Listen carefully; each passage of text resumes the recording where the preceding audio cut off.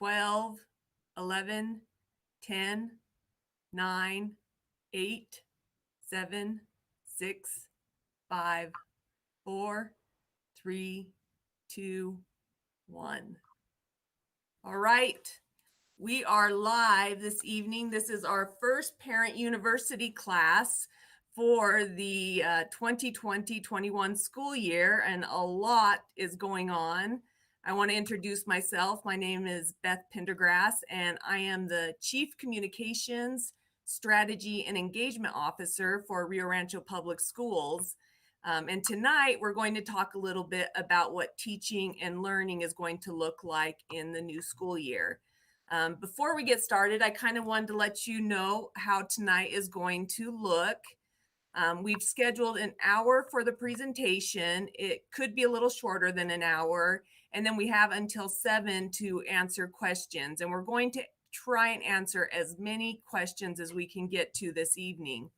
How it works for you to ask your questions.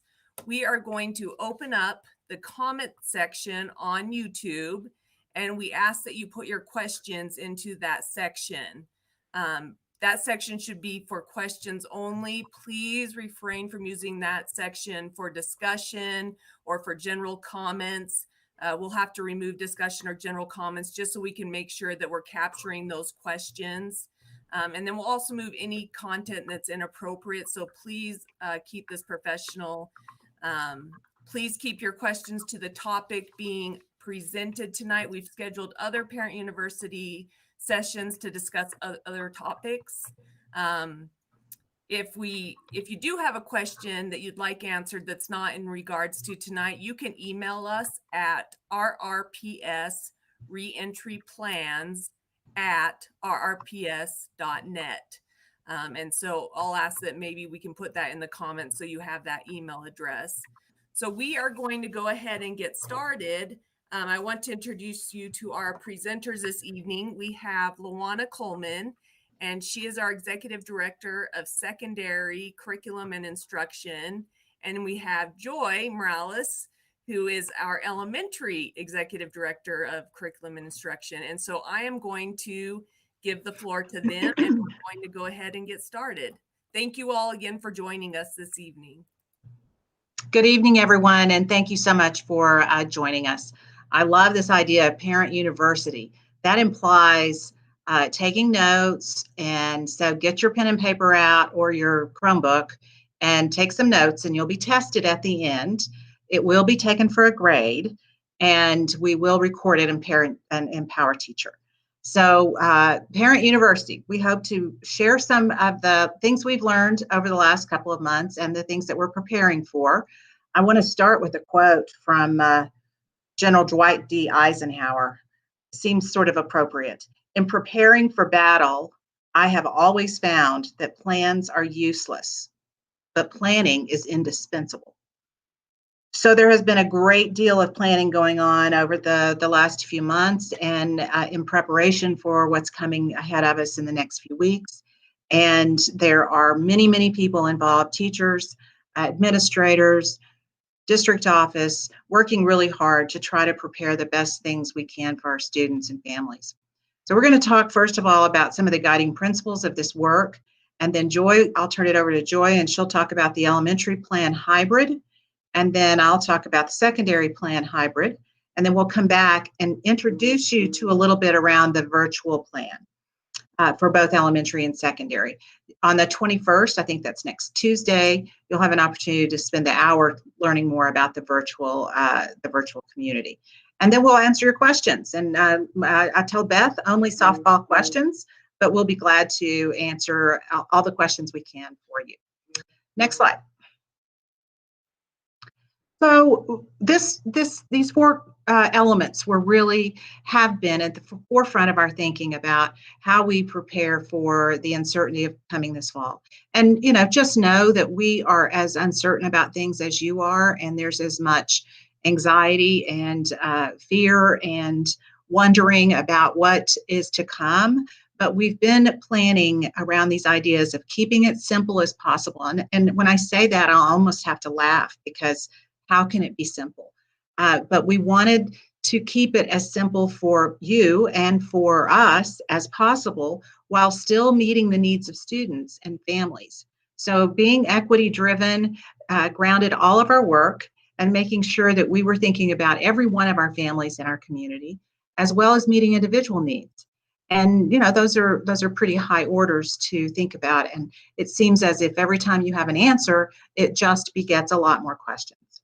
And then finally, the issue of consistency. And we heard from families, and we heard from our administrators, we heard from community, we heard from teachers and students that we needed to make sure we had some consistent implementation of whatever it was that we were going to do this fall in order to make it easier and more simple for everyone as we move into this really uncharted territory. Next slide. So the next couple of bullets are really around some of the principles that we want to keep in mind and want you to keep in mind in thinking about what we've been trying to do to make this work for everyone. So establish common language and expectations for each type of learning. I'll say this more than once tonight, but we all know we're going back to school. This is not like it was in the spring where we were doing emergency remote teaching and we were all swept into a vortex of change that we knew really very little about. We've had time and planning to ensure that we are structuring this appropriately for students and teachers.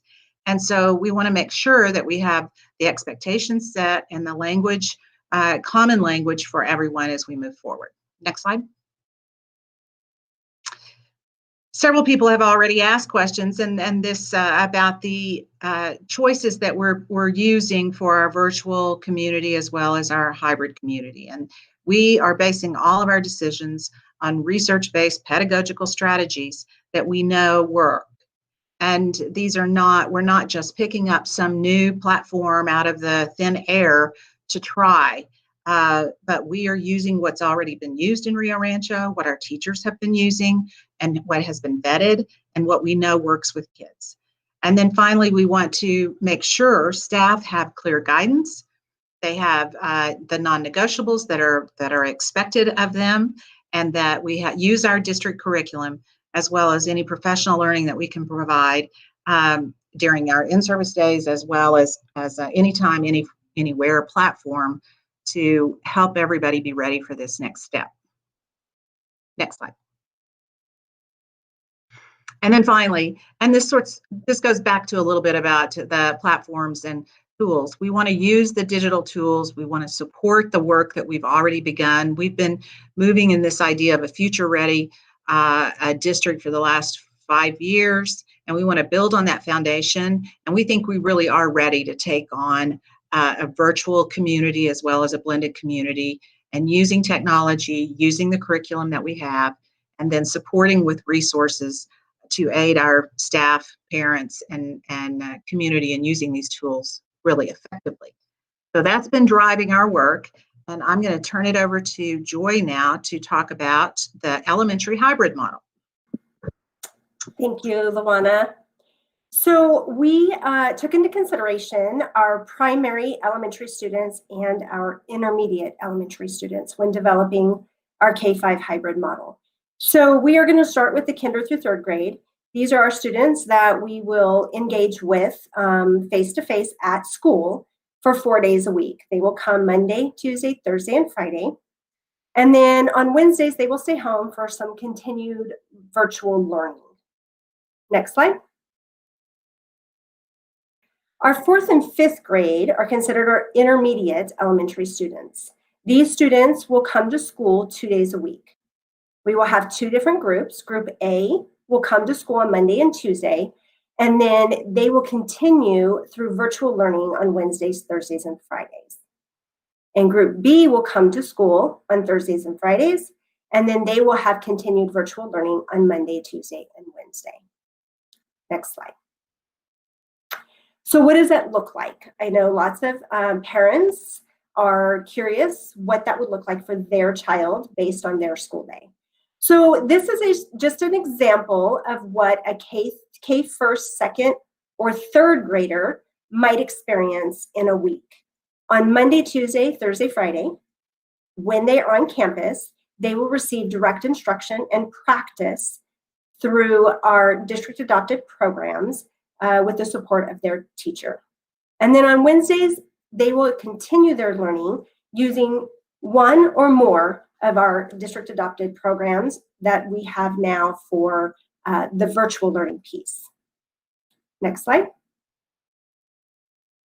And then our 4th and 5th graders will continue to have face-to-face 2 days a week with their teacher for direct instruction and practice. And they will have 3 days a week where they will engage in continued online learning through one of our platforms. This may consist of a recorded mini lesson from their teacher. It might be an assignment through Zern, through Istation, through ReadyGen. It will depend on where they are in the year and within the level of learning that is taking place. Next slide. Back to you, Luana.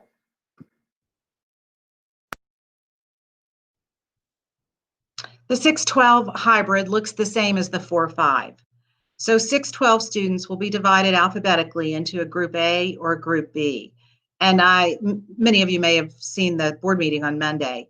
We haven't delineated the alphabet yet because we need to see how many students are going to be virtual.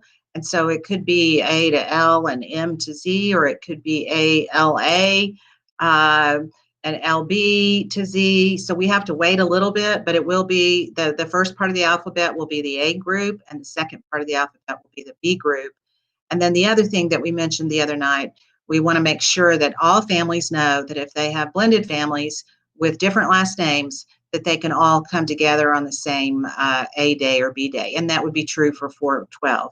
There'll be contacting your school about that will be important, and then letting them know which A or B is going to be important as well. So the A group comes to school for a regular school day on Monday and Tuesday, and they'll be with their teacher. We hope to have the classroom sizes anywhere between 12 and 15. I think 15 is going to be the largest that we can with the 6-foot distancing piece. And I was talking to some teachers today and saying, hey, did y'all think about that? You're going to just have 15 kids in a class? When was the last time that happened? And some of them were like, oh, yeah, I hadn't thought about that. And so that will be a real treat to have 15 students in a class that you can really engage with in some critical thinking and some high-level discussion in teaching those concepts that are the most difficult for students, and using that time to really build that relationship and interact with kids. And then on Wednesday, everybody stays home. And somebody sent me a text this afternoon and said, Wednesday's kind of leveling the playing field. It's the great equalizer. So that's the opportunity for everyone to catch up, to have an opportunity to engage with their teacher offline, to maybe do some Google Meets for some tutoring or some intervention work, contact parents. Teachers will be working in their professional learning community teams, planning. There'll be some professional learning offered. And so it's a time to really take a breath, if you will, and continue the learning in a different format. Well, the one thing we've been talking about for some time is that this model really, some people have said, well, this is 2 separate jobs. Teachers are still planning for 5 days of instruction, just as they would if we were in a normal setting. Those 5 days look a little different, but what your child will get will be teacher-led instruction on Monday and Tuesday, and then additional work on Wednesday, Thursday, and Friday that they can do on their own. And so it will be practice. It will be things like watching a video, answering some questions, working on a reading and close reading of a text. It may be working on a project. It may require some collaboration with other students, but it will be things that they can do on their own. That's a really important piece. And then the flip side happens with the students who come on Thursday and Friday. They get the 2 days of instruction, and then they're home Monday, Tuesday, and Wednesday. Next slide. An example of, this is a sample.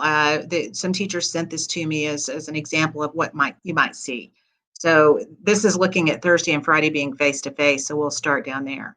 So Thursday and Friday, you would apply knowledge from the things that had been taught during the virtual session. So the teacher is really required to plan very carefully that what's happening on those virtual days is then used, and that time in class is used really well.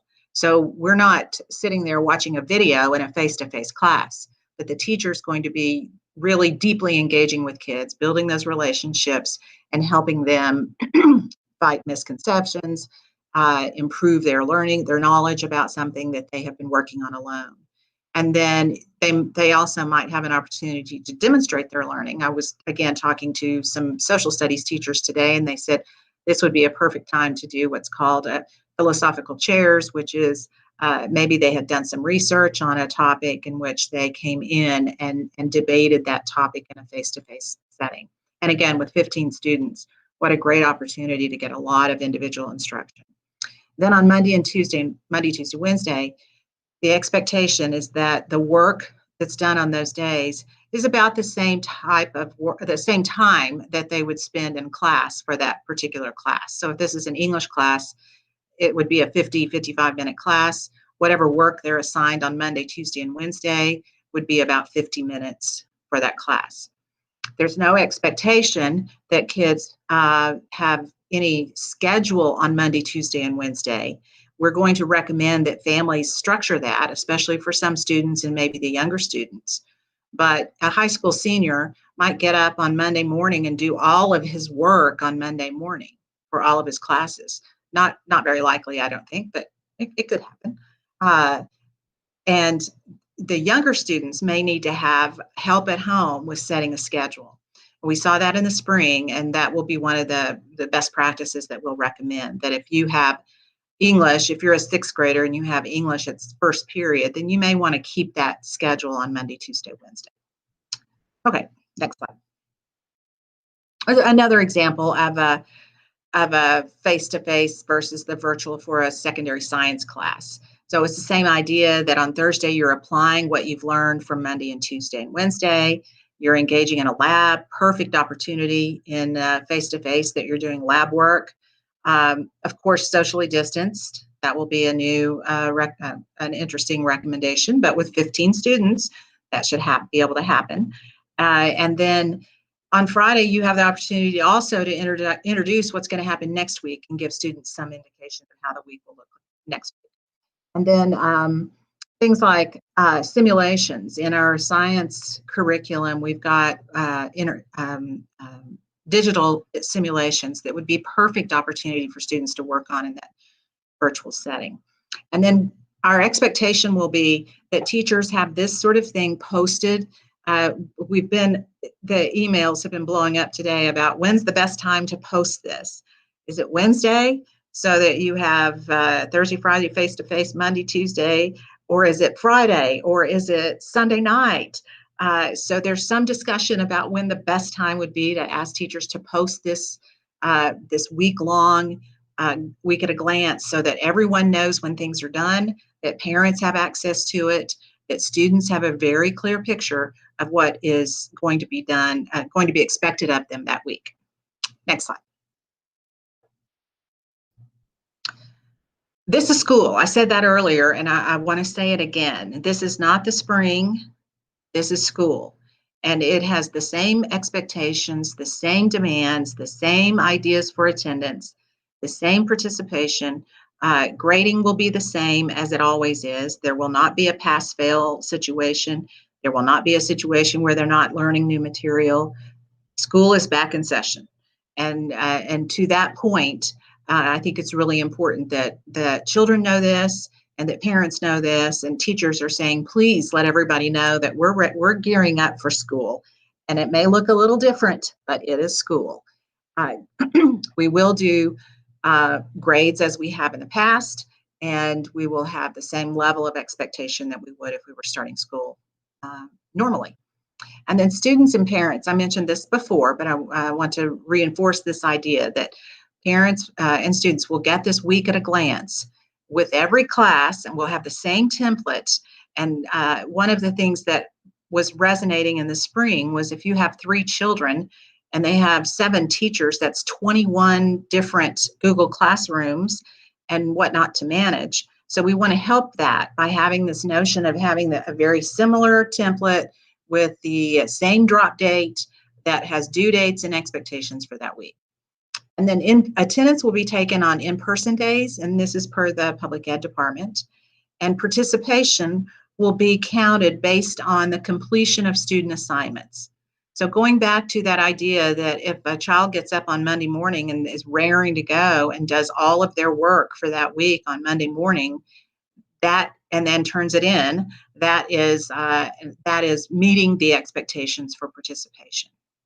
So we will be also noting students that don't participate by not turning things in, and they will be they'll be reminded, you will be reminded, and then of course we'll follow up on with assistant principals and counselors to intervene should students not be participating after 1 week, really. Okay, I think the next slide is one more. I wanted to, for those of you that were with us in the spring and enjoyed learning Google Classroom and what it could provide, and same for your students, one of the challenges we had was a lack of consistency in how Google Classroom was organized for students.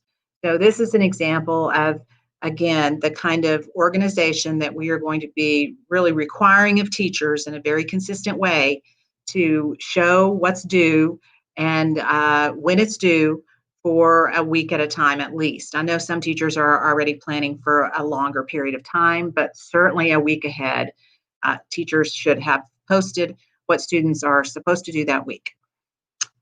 And I think the next slide is the snapshot of 100% virtual. So we're going to move directions now and give you a little bit of an overview on the 100% virtual opportunity.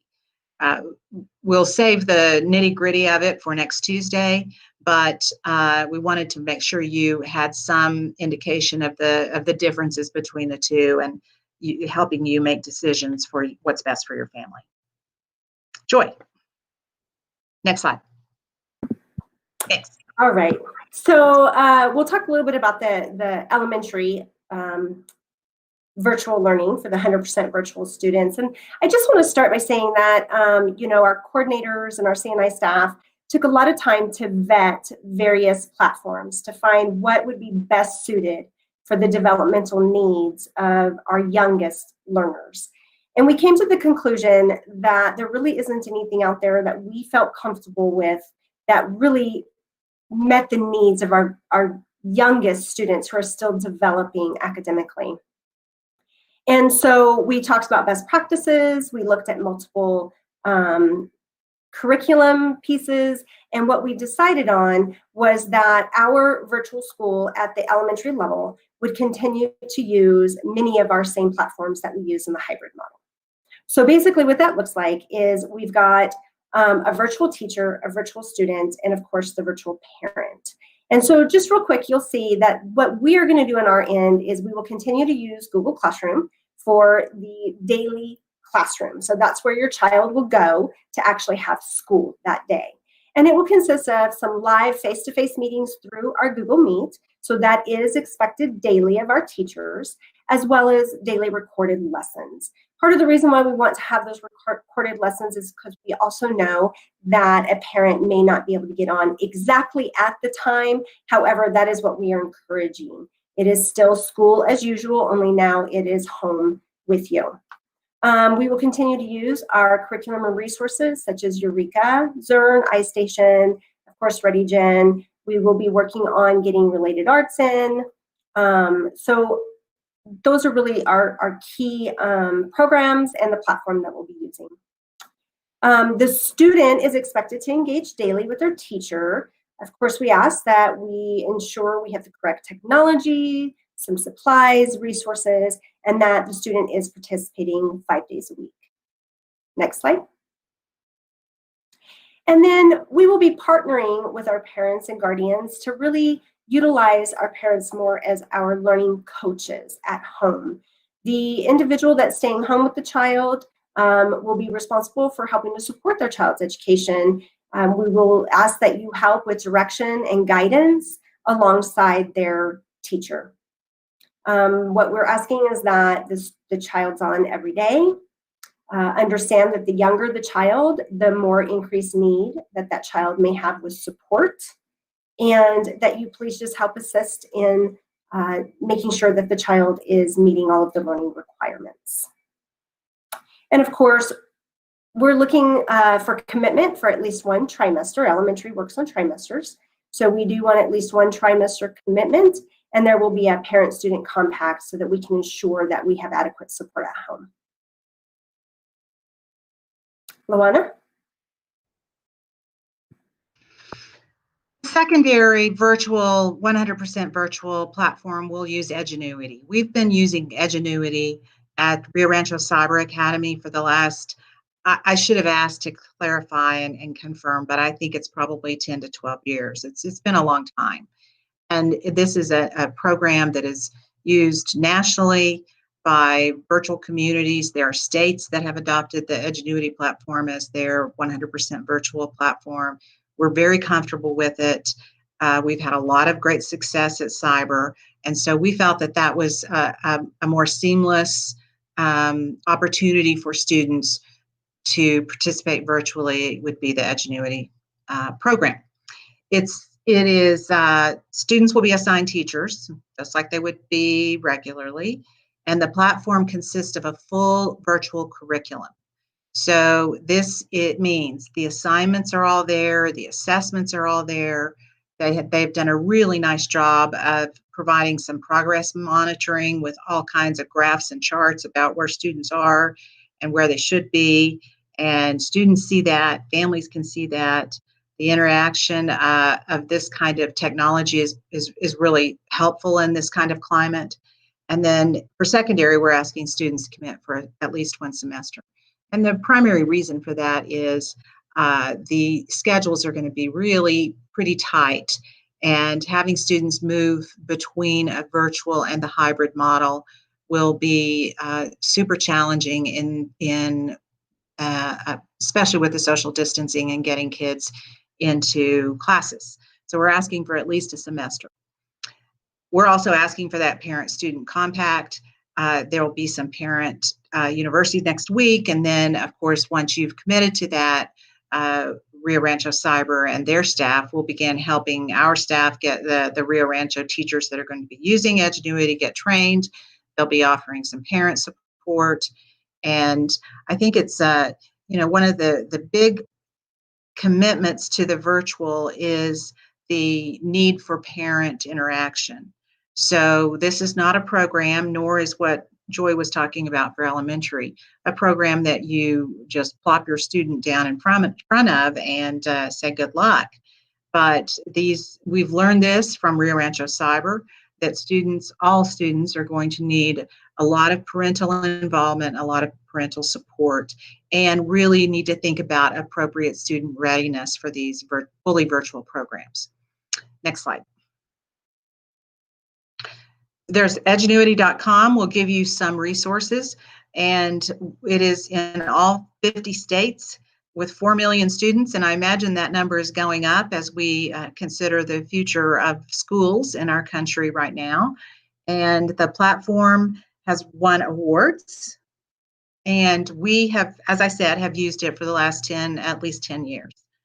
And then the next slide is just to remind you about the 21st, where we'll do the Parent University about the virtual piece. And actually, that's learning more about K12 Virtual. It's not just the Edgenuity. I apologize for that. And we're working on a website that will give you more details. That will be live soon. Just building that's kind of the line we've used in this district for a long time is we're building the airplane as we fly it. And it feels particularly so as we think about the next few weeks. So, wow, we have a lot of time for questions. I hope there's a lot of questions, Beth.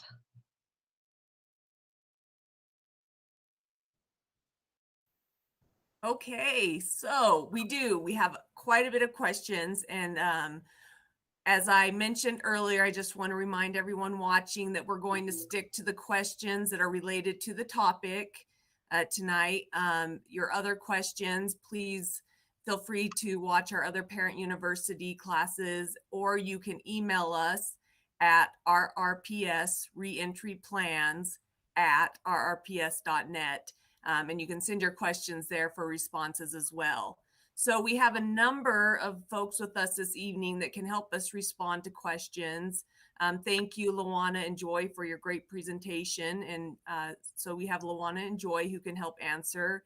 We also have Renee Sacedo, who is our School Improvement Officer for Secondary. And we have Janice Schnault. She is our Elementary School Improvement Officer. And Paul Romero is our Executive Director of Information Technology. So I am going to go ahead and start asking some questions. They are going to be out of order from what you see on your YouTube because we've kind of been filtering them, and really we want to start with those questions that weren't addressed in the presentation, and we'll move on from there. So the first question I have, and I might just take this answer myself, is what will school look like for kids with an IEP in options 1 and 2? Does someone want to take that question? Well, I can for sure. Yeah, the Special Education Services program has been working. They've had a committee of, I think there was 40 some people on that subcommittee that have been working since the middle of June to develop the plans for support for students in all of these different venues. And they'll be presenting to the school board on Monday their final plans. And that's why we've left this out of this initial piece, to ensure that they have plenty of time. If you were on the board meeting the other night, it was 10:30 as is. So Jerry and his team will have Monday night to show the plans there, and assuredly they are working very diligently to provide guidance around students with disabilities. Thank you, LJ. All right, our next question. Why is K3 not using Edgenuity? I can go ahead and take that one. Jana, please pop in at any time if you have any additional comments to make. So we did look at Edgenuity as the K5 platform for our 100% virtual learning. And in vetting that program, what we found is that it did not cover all of our standards that are expected to be taught here in the state of New Mexico. It was lacking in our foundational skills that we have been doing a lot of work around to ensure that students are ready. They're eager and ready to be fluid readers. It also did not support the way in which we asked children to engage in our math concepts. We also had concerns around our elementary, our youngest kiddos not developing a relationship with a live teacher. And so we also took into consideration how important it is to build those relationships with a teacher, how important it is for young students to come together and have conversations with each other, which is why we want to incorporate the Google Meets where they can have some group meetings together.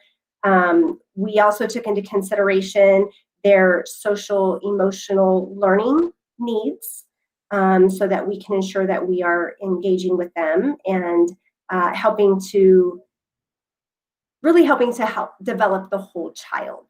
Along with these programs, what we have found was that programs such as Edgenuity for our youngest students required students sitting in front of a computer for a very long period of time. So we want to create more of an ebb and flow where they're interacting with their teacher, they're maybe doing some things on the computer, but then they're also able to do assignments and projects that don't require them to consistently sit in front of a computer. Jana, is there anything more to add? I would add the component with foundational skills. We've done a lot of work in our district with reading foundational skills and the science of reading. And we know from that research that having a teacher in front of them that is modeling the correct pronunciation and helping them build those reading skills was really important. And we didn't want to have a program that had some missing components for that and expect parents to deliver on that. The relationship piece was huge for elementary teachers and principals. They really wanted to be with their kids. And so if they can't be with their kids, then they wanted to have a teacher here in Rio Rancho that could deliver the same quality of instruction. We have every expectation that whether it's the online program or kids are coming in person, that teachers will be providing the exact same content. So when we can come together again, we have ensured that our students have received the same level of standards and rigor and instruction and support, no matter where they're receiving the learning. Thank you. Our next question, how do options 1 and 2 impact Montessori students? So for at this point, if we have online, the online program will be consistent for all students. It wouldn't be a separate Montessori online program. They would join another classroom and do the same content. The way the classrooms will work, we really have to wait and see which options parents choose to know how our teachers are going to sift out. But at this time, Montessori teachers will continue doing what they do when they have a hybrid model with students who are in person. But if they're choosing the online option, it will be the same as all the other students in the district. And can I just add with that, Beth, I don't know if this question's in there, but we've gotten a lot of questions about pre-K. We will offer the same options for pre-K. So our pre-K students that are part of our district will have that same opportunity to be online if that's what parents choose, or to have the hybrid model. Thank you, Jana. Okay, well, special education. So as you heard from LJ, any special education question, we'll be addressing that at the board meeting on Monday. And so we can get more information out after that board meeting. So I just want folks to know we're not ignoring those questions, but we will have that information out shortly. Next question. When looking at the calendar, if we select hybrid and are assigned to the Monday-Tuesday schedule, students will have fewer days in class due to holidays. Was any consideration given to that in regards to curriculum and instruction and the calendar? So you might know, but some eagle-eyed teachers sent those calendar questions early on saying, I am going to miss these days of face-to-face instruction. This is just not good. So what kind of fell out though was that both the Monday, Tuesday, and the Thursday, Friday are going to miss some days. So we've got Thanksgiving, we've got fall break, we've got election day, we've got Labor Day, and it's not perfect. There is absolutely no question about that. And so in planning, teachers they're asking that same question and saying that's going to be difficult, and it is. It is.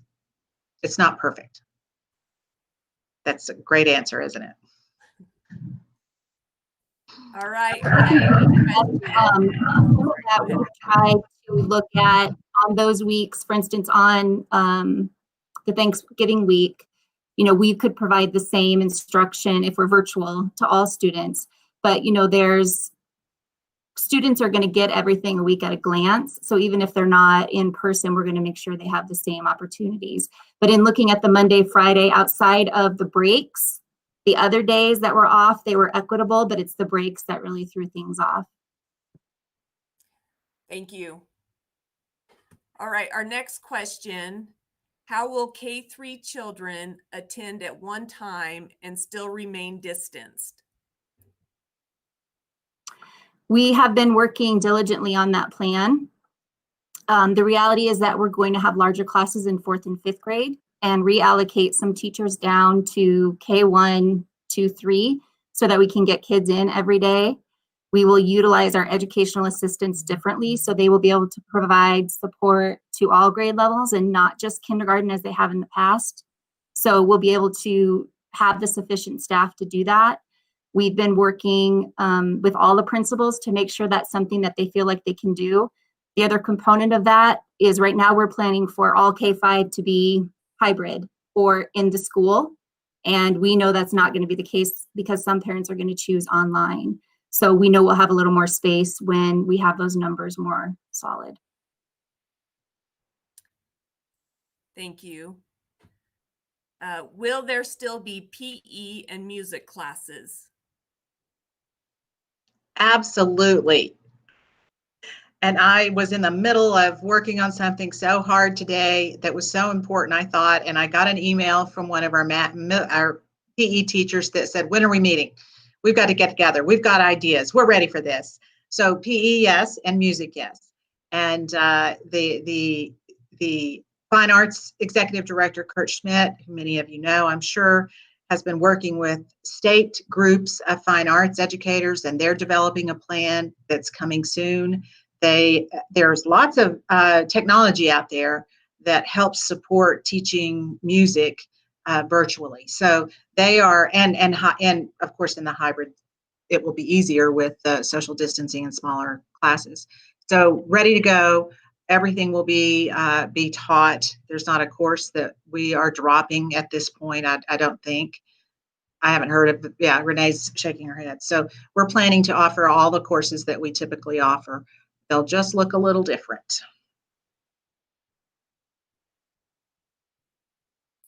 All right. Will Istation be used for anything other than assessment? And if so, how often? So yes, we will be using Istation for more than just assessment this year. However, the expectation around Istation with the lesson component is that that will be used primarily for our kinder through third grade as additional practice when they're at home with their foundational skills. So we're not expecting it to be, that they sit for an hour in front of the screen. It might be just a quick little 10-minute interaction to secure some of those foundational skills. At the 4-5 level, it's really going to depend on the lessons that are being taught in class, whether or not they're going to use Istation at home or if there's going to be additional support through ReadyGen. We do have some online components of ReadyGen for comprehension and for reading and writing that we will also be utilizing. So we will have Istation. It will depend on the grade level. It will depend on the needs of the student and kind of where we're at in their learning for that particular time in the scope and sequence. Thank you.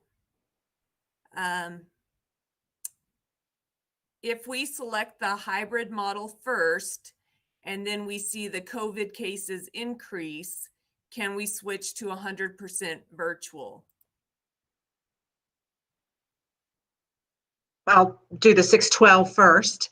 That is not the plan at this point.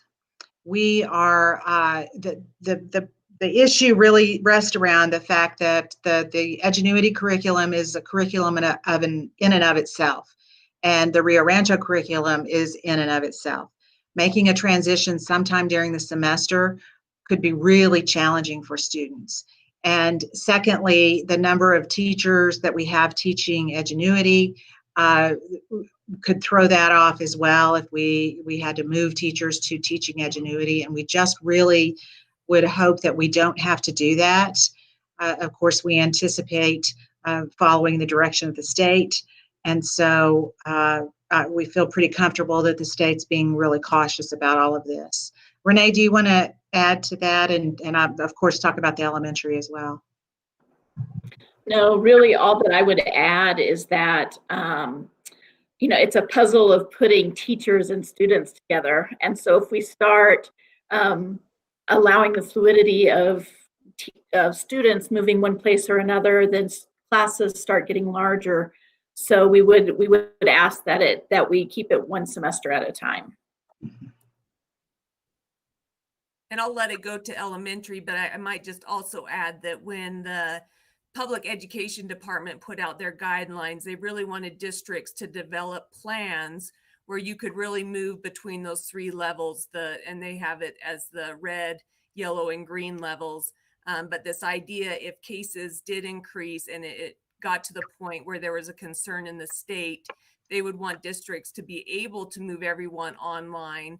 And so it's just important that parents also understand if we reached a point, then the state would certainly make a call to that nature, and we would have to move everyone online based on those requirements. So that's just something to put out there as well. And I'll let elementary answer. One more little secondary thing, and then I'll let you guys go.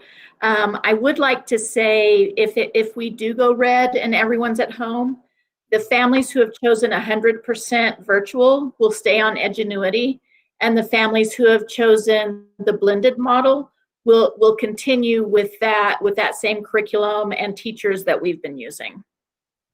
Yeah, and I think, sorry, elementary, we're stealing, just talking over you. Secondary people do. We that was part of the decision in using Google Classroom at K5 and also at 612, is that we felt comfortable we could go from a blended hybrid model to remote if needed. And as you saw those lessons and those week at a glance, really, and we're already talking to teachers about that. You know, there's high percentage chance that we will end up virtual, and we need to be ready. The expectations for school will continue. That those Google Meets will then happen. And that was one thing I didn't speak about earlier about Google Meet. In the hybrid model, there won't be an expectation of students participating in Google Meet because they'll be seeing teachers 2 times a week. There could be Google Meets during the Wednesday for tutorials or for special intervention or special projects or a group of students and teacher getting together, but that's not an expectation.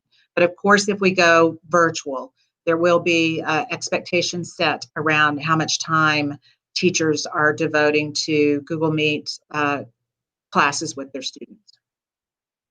Okay, elementary, go. I almost forgot the question. So I think I am forgetting the question. We're asking for families to commit for a trimester in elementary, and that is in November, so that we can keep kids, you know, that impacts grading and everything, and then you'd have to switch teachers as they were referencing. So we're asking that you would stay for a trimester. Obviously, if there's a serious health situation, we're relying on those health orders to tell us what to do. As parents, you always have options, but that's what we're asking as we move forward with this program. Great, thank you all. And I'm just going to remind everyone again that we're not necessarily going in the order of the questions, as we're really I'm trying to hit the questions that weren't answered during the presentation first. And then we'll go back and we'll grab other questions. And then in addition, please remember, if it's not relevant to the topic tonight, we're not answering those questions, and ask that you attend the other sessions around those topics, or you can email us at RRPS reentryplans@rrps.net. So our next question is, and this is just kind of a follow-up, Jana, how long is a trimester? That's a good question. It doesn't even out to exactly 40 days, so it's a little over 40 days. I think our 40th day is the second week in October, and the end of the trimester is November 7th, I believe. Right around there. Thank you. Okay, our next question. If we select the hybrid model first, we just did that one, sorry. How many hours per child can a parent expect to spend at home to support their child? We just received guidance from the PED around that a couple days ago. And so it's a little vague still. And we haven't solidified exactly how much time. We are required by the state to do 5 hours a day. That's the required time. So you can expect 5 hours, but that doesn't mean 5 hours in front of a computer. It could be that you're reading with your child for an hour. That could be something that's assigned to them. It could be them working on a music or art activity for a certain amount of time. That is what our state requires. But what that's exactly going to look like, we are trying to get a little more clarity from the public education department as to how close they're going to follow to what happened in the spring as far as direct instruction from teachers. What I have heard parents say is they're very concerned about having their kindergartner on the computer for 5 hours. So we've heard that, and we understand that, and we're really we're going to focus a lot on not making everything be face-to-face on a computer. There's a lot of learning that can happen offline. And as the parent at home supporting, we're trusting and knowing that you're going to be there to do that with them. So I hope that helps, but it's not exactly clear that you've got to be on there for 2 hours like we do during a school day. It's 2 hours of ELA and an hour and a half in math. We're not expecting parents to replicate that with their child, especially with kindergartners. Secondary, do you have? Okay. Yeah, secondary, I think we mentioned earlier that if in the hybrid model, a teacher would make 3 more assignments for those virtual days that would equal about the time that they would be in class. So if that's around 50, 55 minutes. And that's really the framework around what should happen. And so they may, you may find a group of kids working on a project and they get so involved in it, they're working 3 hours. But at the same time, you've got 7 classes. So that's a full day. Don't expect that to be the same every single week. Just like regular school, there may be some heavier weeks than lighter weeks. We were talking today with a group of teachers about having a 20-minute screencastify video that a teacher has recorded, a lecture, for example, that might be 20 minutes. And the next day they're asked to read a Federalist paper, which might take them an hour. And so the average, though, is the length of time that they would be in school, the assignments for that long. Now, as far as parent support, I think it goes back to, depending on the age for sure, but in secondary, having those weekly weeks at a glance are going to be really helpful in being able to say, did you read the Federalist paper that you were supposed to yesterday? And making sure that you're engaging in pushing them to get their work in. And of course, the teachers and the community at school will be helping as well, but it's going to take a village for sure to make this work. Great. Okay, our next question. How will high school electives remain the same on the hybrid model? So, fortunately, being able to see students face to face, if you're taking ProStart Culinary 1, that teacher will be able to do some demonstrations. They'll be able to cook and they'll be able to do what they would do in 2 days. And almost every set of instructional materials that we have across the district now have really sophisticated online capabilities. And so simulations, especially for those programs that are heavy hands-on in some of the CTE programs. There are lots of simulations that teachers have access to that they'll be asking students to do. And languages will go on very well online. There's so much online support. Talking with a French teacher yesterday, and she said there's so much good stuff online that this is really not a push for us at all in the language department. And so I can't think of any of the electives that won't work with the hybrid model. I will say, and I meant to say this earlier, students who want to do Edgenuity may not have a one-to-one match with the courses that they would want to take at the comprehensive high schools. So one of the things that the comprehensive high schools are really proud of, and historically in Rio Rancho, is the rich and wide range of electives. And Edgenuity won't have every single one of those matching electives. So I think that's a real consideration. I had an email from a parent today. Their child was wanting to take a certain AP course through Edgenuity, and it's not available. So that will be something to really consider. We have a list of the Edgenuity classes. I think that will be on the website, I'm sure. But that's a consideration as you think about how you want to proceed with your child's education. I just wanted to add just real quickly that those teachers in those elective classes are usually so passionate about their electives, and they just want to make sure that the kids get to experience it, that they're really working together, trying to come up with the best possible class that they can in this situation. Thank you. Okay, will AP classes be available in the hybrid model? Absolutely. Yes, that will not change. What you might see a difference in when we talked about the 3 hours, there will be opportunities for students to have more reading, I imagine, and sometimes for some students that may take longer. So, when we talk about, well, how long will a student take with something, Renee's child may whip through it in 10 minutes. Mine may take an hour to do the same activity. So it's really hard to say this amount of time. And certainly the AP courses have worked really hard through AP Classroom this last year. There are lots of resources that are virtual now for AP courses, and they're ready to go. Thank you. Will there be a cutoff for selecting the hybrid model to keep class sizes low, and how will that work? Well, y'all may want to answer that, but I think my understanding is the planning has been around basically having all students. So we know we could fit all students in a hybrid model. It will make it easier if we have some that are virtual, but we could take everybody hybrid. Am I correct?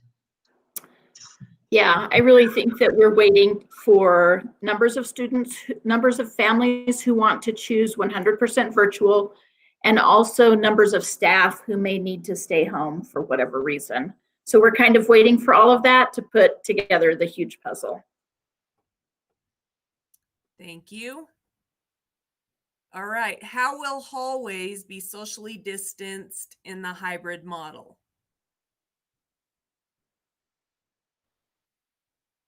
I think they're pointing at elementary. Again, I'm going to give a shout out to all the elementary principals. They are working on mapping their campuses. We're working with facilities here in Rio Rancho, and they've been amazing in cleaning our buildings and helping us get classrooms set up. So we will have arrows and dots and directions for kids and physical maps. But we also know that we have a lot of students that can't read. So we'll have a lot of nonverbal cues and markers around the campus.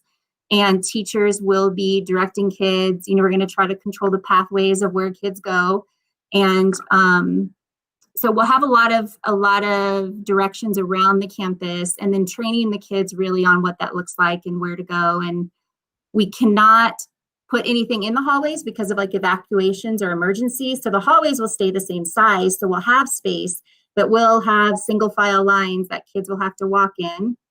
And we've actually trained elementary pretty well on that. Those of you that are parents in elementary school know, the third tile, second tile from the wall. So kids are already familiar with that, but it'll be really just saying you have to go this direction and this direction. So I think we have a head start on that. Teachers are great at training their kids.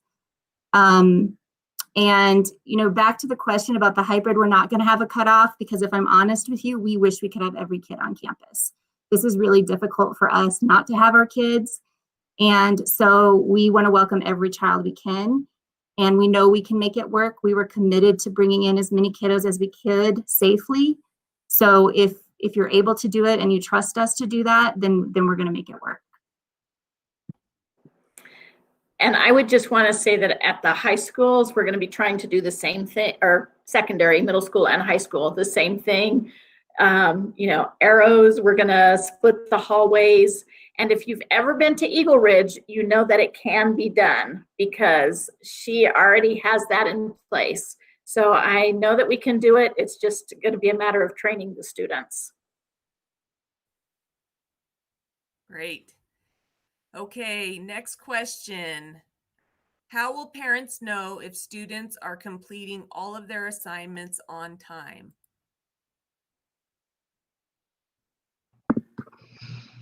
One of the expectations will be that when an assignment is due, a teacher could go into Google Classroom and see really quickly who's turned it in and who hasn't. And so as a quick measure, they can put in Power Teacher that it's missing. And so that would send a notice out pretty quickly. And that's the first thing we're going to ask, kind of the first line. And I had another thought. Google Classroom. Google Classroom can send, they can send reminders and use Remind. And so there are several, we're going to really work on the communication piece because we know we have it. We have the ability to communicate really closely with parents. We just need to make sure everyone's using it well, and communicating properly. But I think the first line of defense is to say, listen, you had this due today and you didn't turn it in, and I'm marking it missing. And then parents can see that.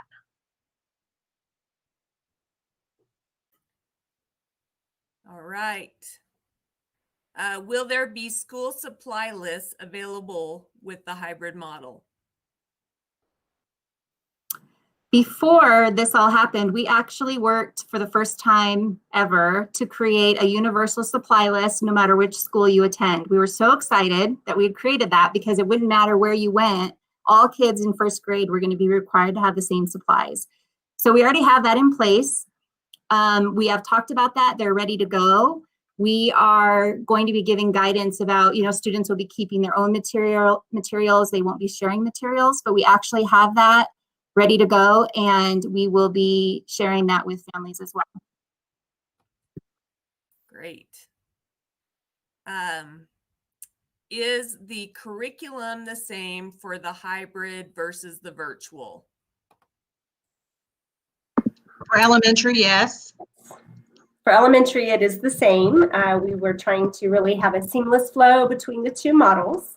However, secondary will look a little bit different. Secondary is going to look different. So we have the Rio Rancho Public Schools curriculum following the New Mexico state standards, using instructional materials that we've adopted over the last few years. The Edgenuity program is a national program based on the national standards that uses different materials and different resources than we do. So there will be, and we've looked at what we call a crosswalk, which means just looking at both programs. And while, for example, in math, the math standards are fairly similar between the two programs, the order of things might be different. The ELA, the English, is considerably different than our high school and middle school English programs. Not to say that one's better or worse, they're just different. Thank you. How will testing for gifted students work on the hybrid model?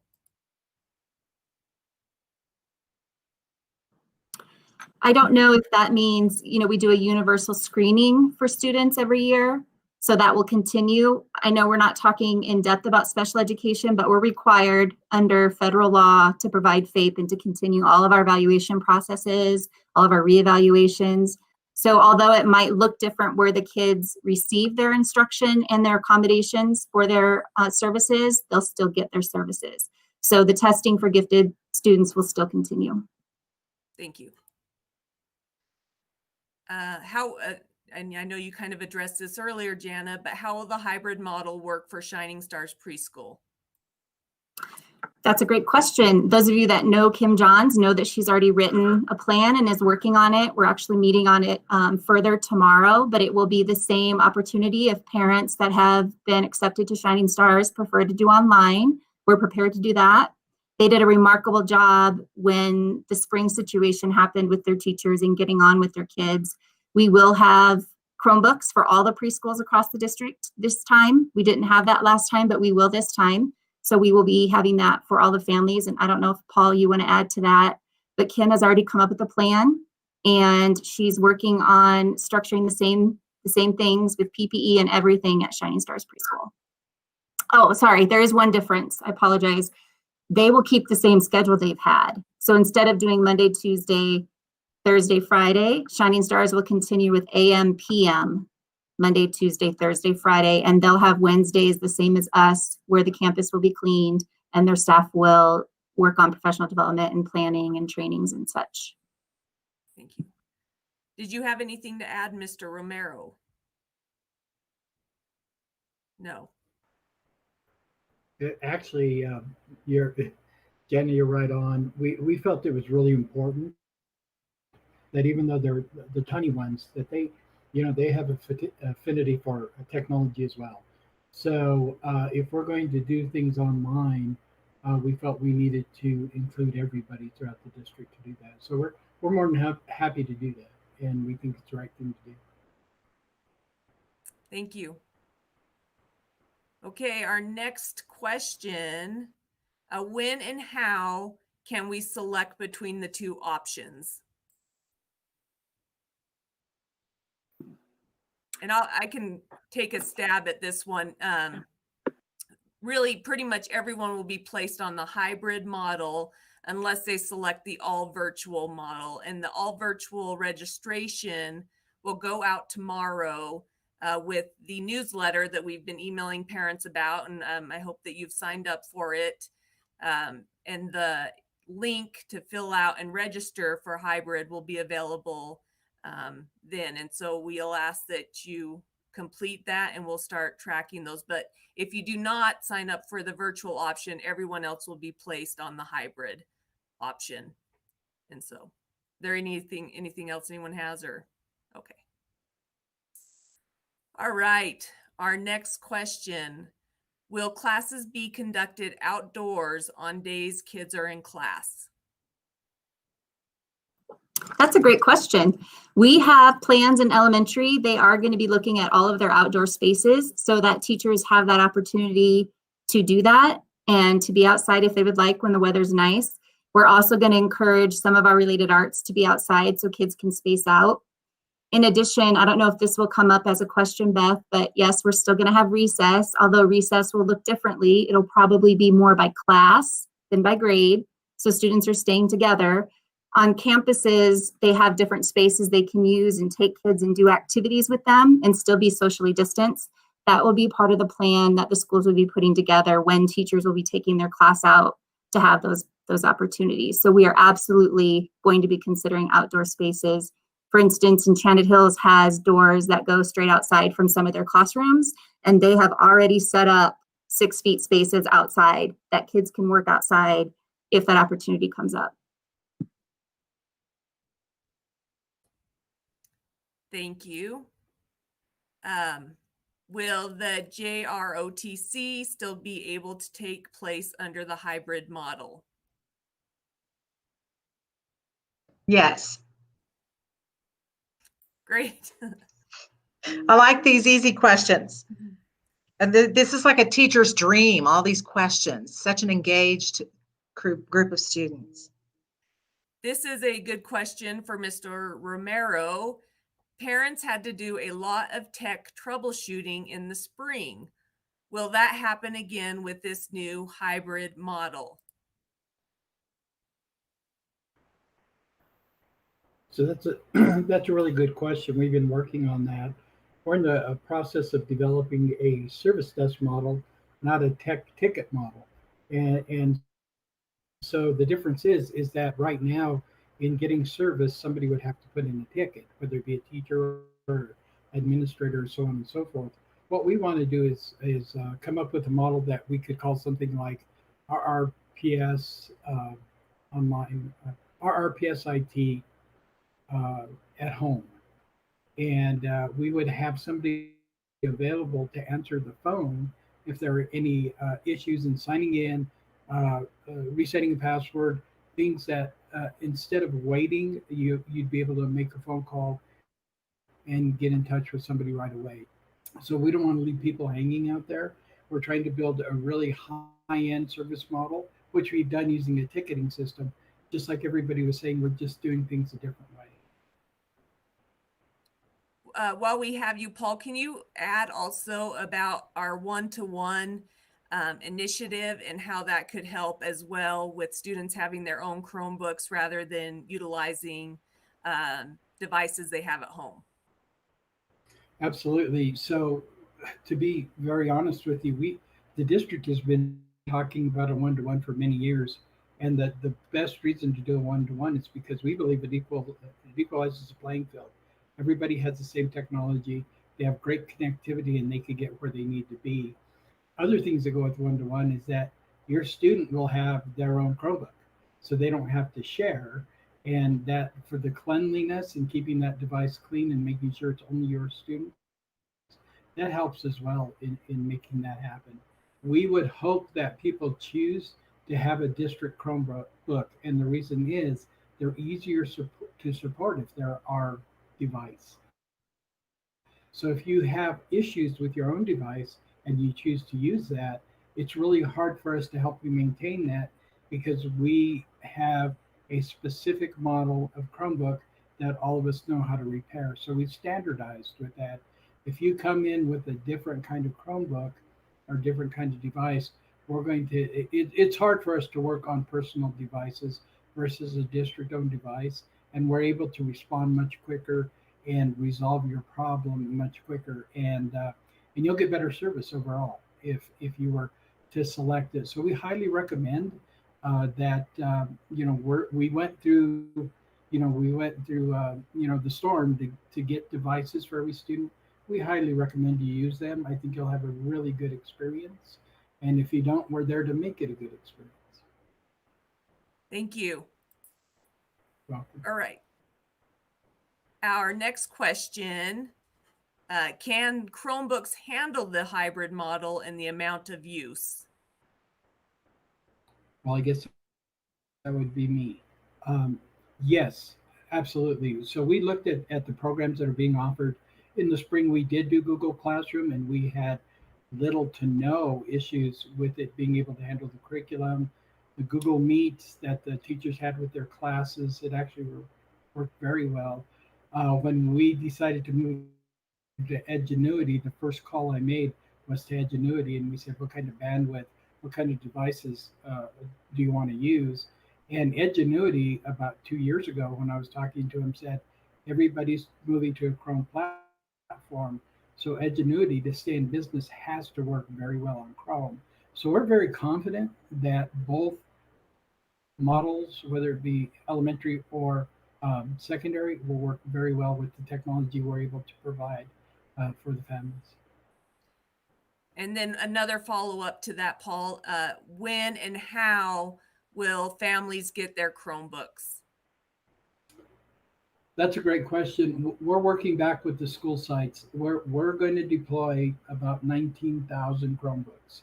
So what we want to do is make sure that we work back with the school sites. They know their schedules, and we definitely need the help of the teachers and the staff at each site. So the sites, you'll work back with your school site, and they will produce a calendar as to when not only could you pick up your Chromebooks, but also your materials, your educational materials. And as a matter of fact, there's a committee working on that right now that I think I just got invited to. So we're going to figure it out. We're going to make it as easy as possible so that you're able to go and hopefully have a one-stop shop where you could go and you could pick up everything that you need to be successful this academic year. Great. Okay, next question. Will certain teachers be only for hybrid and some only for virtual, or will all virtual learning teachers be housed at Rio Rancho? I think I understood that question, but there'll be hybrid teachers and there'll be virtual teachers. And the virtual teachers will be at whatever their home school is, or at home if they have medical orders to be at home. So those two are going to be two separate groups, but they're still at their home school. May I add a little to that, Beth? Joy, were you going to say something? Go ahead, and then if you don't say what I was going to, I'll pop in. We actually discussed this morning. Depending on how many students we have online, it is possible that a teacher from Vista Grande may have students from Vista Grande and Sandia Vista. So we may have teachers that have students from multiple schools, but our goal is going to be to try to keep them with their peer school. And then Joy, if there's anything you wanted to add. Well, just to say the same thing, that even though our hybrid and our virtual model are going to be using all of the same curriculum, we will be identifying teachers that will only have to teach either the hybrid or the virtual. That was a question that a parent had emailed about earlier this week. A very valid question. We do not expect our staff to have to manage both models. Therefore, we will be working to identify teachers who want to teach hybrid, and we're going to work to identify teachers who would like to teach the virtual model as well. And I then do want to add, oh, sorry. I do want to add that if you're a student at Lincoln Middle School, you still belong to Lincoln Middle School, whether you choose virtual or hybrid. You are a Lincoln Leopard. So that will not change. You may have a teacher from a different school, but you still belong to that school. Yeah. So I was following up on that teacher piece, that if you have particularly certain electives that might not be with lots of kids, you might have a teacher that comes from Lincoln, but with students that are from all 4 middle schools. Thank you. All right. How will after-school clubs work? Virtually, most likely, unless they're small and can meet the distancing guidelines. Great. If a large percentage of students choose 100% online, is it possible that my child can go in person more than 2 days a week?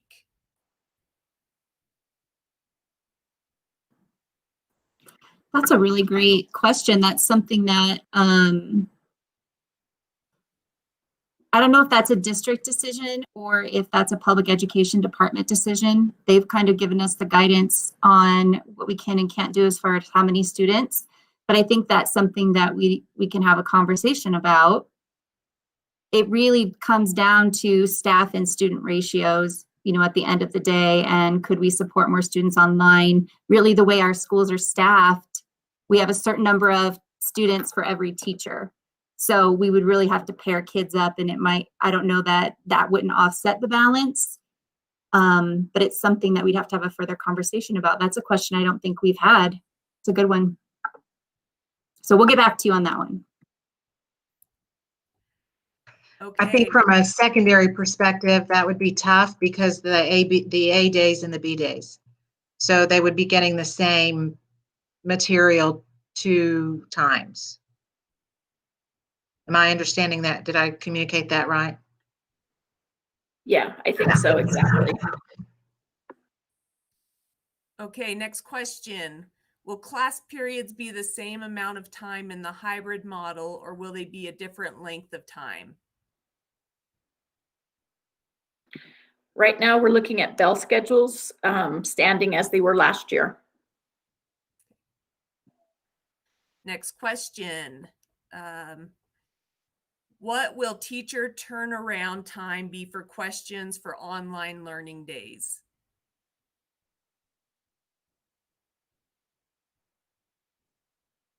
We're looking at 24 hours because the teachers are teaching during those off days.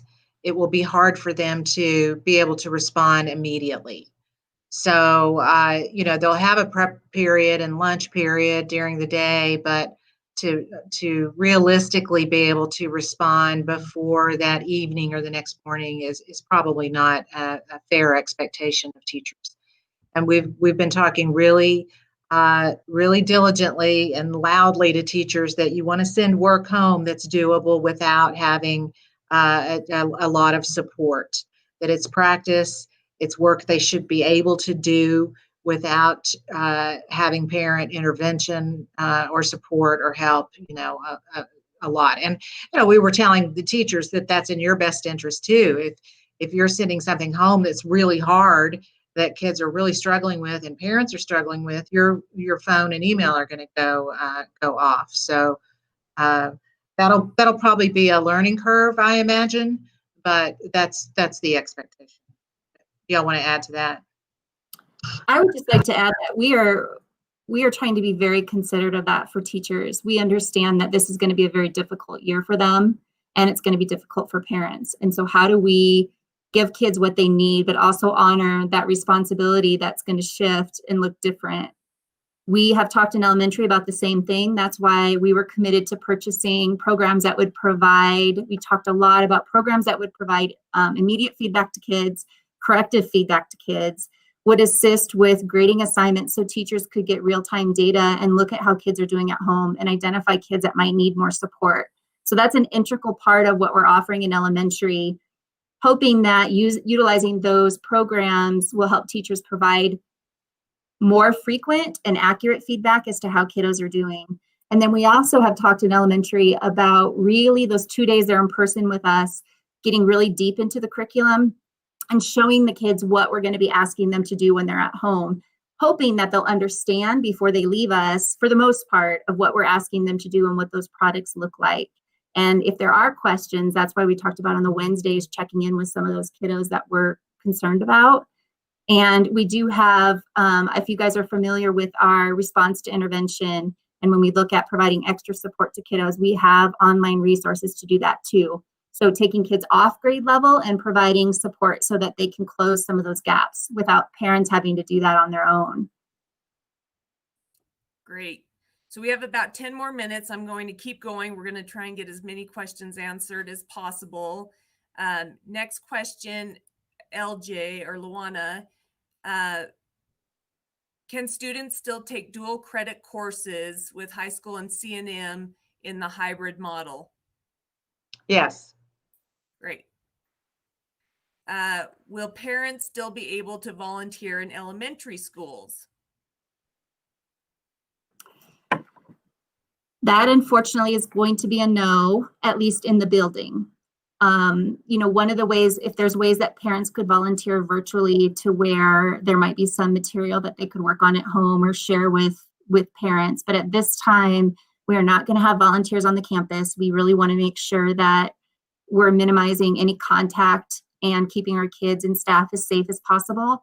That's a very hard pill for elementary to swallow because we love our parents and we love our volunteers, but safety has to come first. And so that is a decision that has been made until the health order changes. Will pre-AP classes be offered? In the hybrid model, those will remain the same as they've always been. Edgenuity does not offer pre-AP. Great. If a parent prefers Schedule A over B due to a work schedule, but their child is placed in Schedule B, is there an option to switch? I think that's going to be really hard, just because I think we're going to be so tightly scheduled that having those kinds of changes are going to be difficult. Obviously, there are some essential care workers and things of that nature that we will work with families for, but I think that's going to be a tough one to accommodate simply because of the scheduling tightness. Do the rest of you want to answer that? There has been a request to have a waiting list at the schools for parents who may want to switch. And then if there is room and we have enough families that want to, certainly we would try to accommodate that. But we first have to get our numbers solidified in order to do that. So I think it's worth putting a request in with the school if it's not on the schedule that you want. And if we're able to balance it at elementary, we'd be happy to do that. It really comes down to the numbers at the end. Great. Will students have access to the library and the labs in the hybrid model? Yes. Okay. How will elementary students interact with one another on the hybrid model? Very carefully.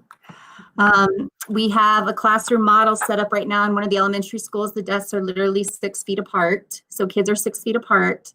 And so they'll be able to interact, but they'll have their space that they will have to be within. Clearly, we're glad that we have the masks so that we can have the PPE. We are still going to encourage kids to interact with each other, but we do have to monitor that closeness in the PPE.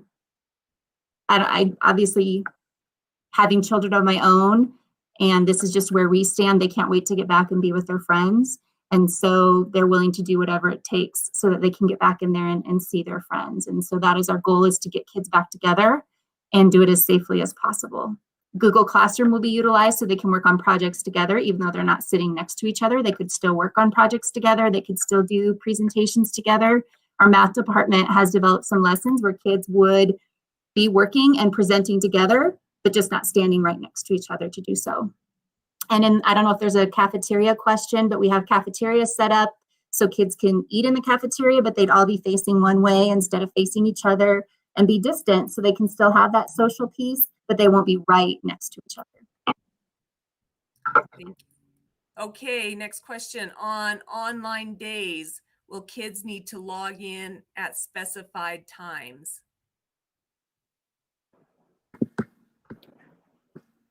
That's a no for second. I know, it's like, who wants to take this? That's a no for secondary. We'll have those assignments, but you don't necessarily need to sign on at specific times or even on a specific day. Like I think Luana said, if you have somebody who's really motivated to, you know, get all your classwork done on Monday, you can do that. And ditto for elementary. We understand that parents are working, or they may have multiple children at home on those days. And so when you get them on will be up to you and what works within your family. If you get all assignments done on one day, that's fine. So yes, there's flexibility there in terms of when you're getting your kiddos on. Great. Okay. Will SAFE still operate for the hybrid model? I believe SAFE is operating. That is under student services. So they have a different ratio of staff to students that they have to maintain, but they will be offering. I don't have all the specific details of that right now, but I know they will be offering SAFE. Right. So it's my understanding that SAFE will be provided on the same days that students attend school. And they are working on a possible option that might be available for 4th and 5th graders on the days when they're not in school. But they're still working on that to see if we could make that a possibility. What personal protective equipment will be required for teachers or for students in the hybrid model?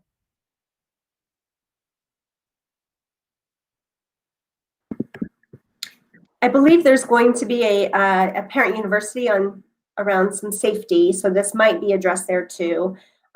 We are going to require the face masks for teachers as well as students, and of course the social distancing piece will be in place for teachers as well. Is there anything else that I'm missing besides the face masks? Yes, we have face shields for all the teachers. That's right. In our younger grades, if they are doing a phonemic skills lesson, the teachers can then remove their mask and have the face shield so the students can see their face. And we're excited about that because those were, I don't know if you want to talk about how we received those, Beth, but that was a gracious gift to our district. And so our teachers are going to have, you know, possible if they want 2 layers of protection or at least 1 layer of protection at all times, and the kids will have the 1 layer of protection. Some teachers may request additional PPE, and that's something that we would provide for them if they so requested. Yep, that's a big shout out to Sandoval County for helping us acquire both some face masks and shields. And so really, you know, we have all of those available for our teachers, and they can decide if they want to wear a mask, a shield, or both if they feel that that's necessary. So thank you, big thank you to Sandoval County. Beth, do we need to address that the face masks the students bring are part of their supply list and that they need to come with a mask? We'll have them on days that kids, you know, forget them, but we're asking that students come with masks to school. Yes. Will a full year of online Edgenuity class credits fulfill New Mexico graduation requirements? Absolutely. Absolutely. We would not let that happen otherwise. All right, just one more question. Will students be allowed to bring their own lunches? And Absolutely. Yes. So it's 7 o'clock, and we said we would end at 7. We got to quite a few questions. If you did not get your question answered tonight, please, again, email us at RRPS reentryplans@rrps.net. And we will get those questions answered for you. In addition, I ask that you look at our FAQs on the website. There's a lot of questions there and answers that you can find there. The slides and the entire presentation from tonight will be made available on our YouTube channel. So if you wanted to watch it again, if you missed some pieces, or if you want to share it with other parents or teachers, please feel free to do that. I just want to thank everyone who participated tonight, our presenters and our panel for answering questions, and then everyone in the virtual world who joined us. We hope that you found this helpful. We hope that you had some of your questions answered, and we hope that you'll join us for our next one, which is next Tuesday evening at 5:30 p.m. And we're going to go in more depth about what the 100% virtual option will look like. And so we're really going to talk more about that so that those who are interested in that can really understand what those expectations are for parents, what those expectations are for students, the programs, the curriculum that will be used. And so please join us for our next Parent University. And thanks again, everyone. Hang on, wait, don't hang up. There was a very astute viewer and listener that is wanted me to correct one thing. Okay. The question about pre-AP classes on Edgenuity. Algebra 1, Geometry, and Algebra 2 are labeled as pre-AP. Perfect. Sorry about that. Thank you, everyone. Have a Thank good you. night.